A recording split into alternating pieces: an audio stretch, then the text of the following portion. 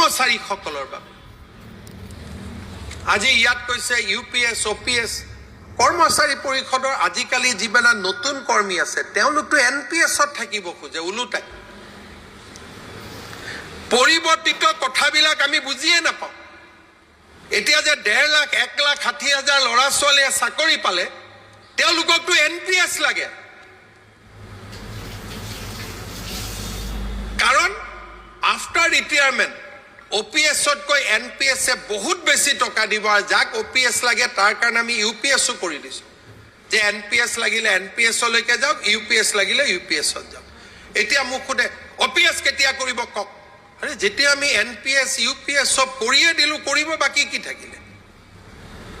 হ'ব পাৰে যে কিছুমান ভেঞ্চাৰ স্কুলৰ শিক্ষক প্ৰাদেশিকৰণ হৈছিল 2 বছৰ 3 বছৰ চাকৰি কৰিলে তেওঁলোকে সুবিধা পোৱা নাই অৱসৰত সেই বিষয়টো আলোচনা হ'ব পাৰে